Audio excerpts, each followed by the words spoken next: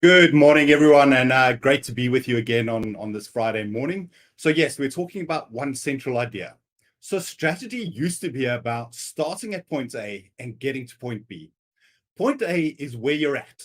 For point B, you decide where do we want to be in the next 5 years, and then let's let the fun begin. We look at BHAGs, big, hairy, audacious goals. We develop a plan to get you there. The problem is this approach to strategy is fundamentally flawed. Here's a question to you. If I was going on an international holiday in 5 weeks' time, would you advise me to buy dollars now? I mean, after all, the dollar is just hit the lowest point for several months on the back of the election results. Or would I have to buy the dollars at the airport when I leave? I'm sure that if we were live and I asked you to put up your hands, I would get 50 different opinions to that. Now, if I asked you, would you bet your house on your answer? I'd probably get all the hands going down and no one would bet their house on the answer. Let's also consider the game of chess.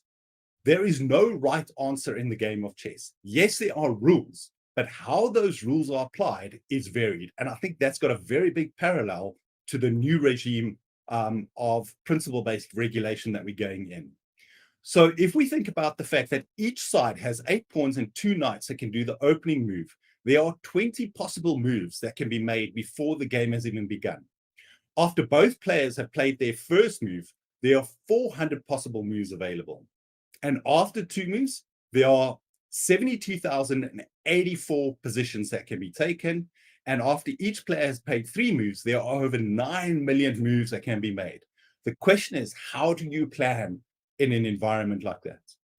If in January 2020, I told you that we'd be locked in our homes for several months and only be allowed out for food and essential items, you would have think that I had watched too many dystopian sci-fi movies and that I was crazy. But 2 months later, this is exactly what happened. If I told you your business would move from a face-to-face contact to at least a hybrid model, if not fully virtual, would you have believed me?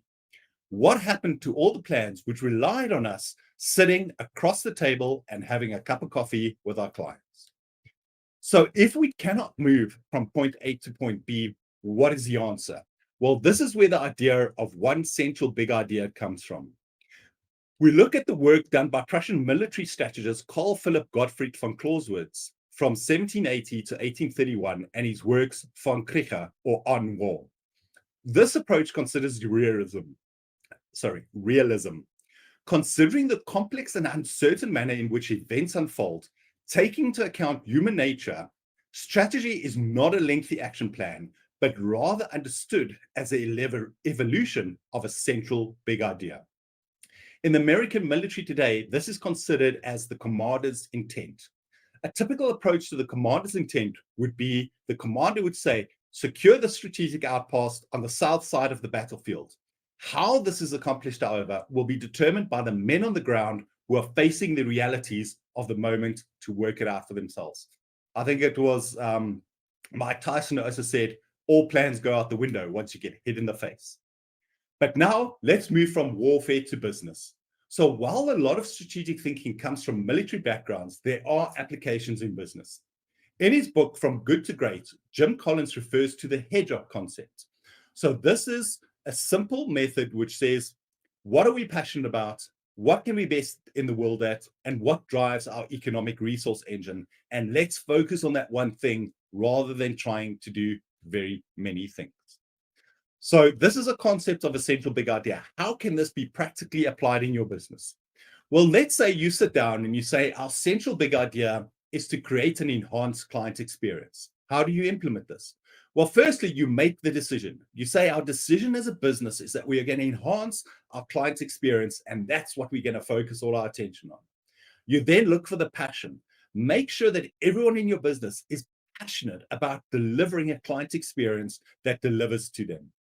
Then you become the best at delivering the client's experience. You learn everything you can about your target market and make sure you deliver exactly what they need. Several years back, when I was investigating fee-based practices, I came across a practice in Canada, and their target market was teachers. So they weren't in the most wealthy people, but they developed such processes and understood teachers so well that whenever teachers got together for a conference and financial matters came up, this business was mentioned because they were the best at what they did for teachers. You consider your processes. So what does your client onboarding look like? Is it designed to deliver the experience that you want? Are you delivering a personalized service? We know that in today's age, hyper-personalization for consumers is most important. Are you using proactive communication? Okay. We don't want clients phoning us when markets go down or something happens and asking us, what is happening to my investments? What is happening to my life cover? What do I need to worry about? We're being proactive and communicating in a way that the clients think we knew what was going to happen before it did. And are we educating our clients? You then need to protect your central idea through feedback mechanisms. So you'll never know unless you ask. So develop questionnaires, develop mechanisms to find out that what you're doing is actually meeting the needs of your clients. What is your quality control in place? You know, if you've got a certain way of being, a certain way of doing anything, how are you managing it that everything is done like that? We often say that in business, the personalized service needs to be at the forefront, but the systemization needs to happen in the background. And then most importantly, in this day and age, how do we protect our data security, both our clients' data security, as well as the security of our business's data? So while I've given you a concept that you can think about taking your business forward, I also think this has massive application in dealing with our clients. Think about it this way and how financial planning has evolved. If you're working collaboratively with your clients on a financial plan that is drafted with a big central idea in place, what is the one thing that this plan needs to achieve? And the client and you both have roles in implementing and make that plan happen. And lastly, here's your fun fact for the day. Football teams wearing red kits play better.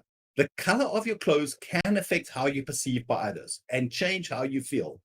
A review of football matches over the last 55 years, for example, has showed that teams wearing red consistently played better in home matches than teams of any other color. So if you're creating a client experience, colors do matter. How you dress matters, how your environment looks matters, and make sure that is all aligned to the experience you want to deliver. And back to you in the studio, Francois.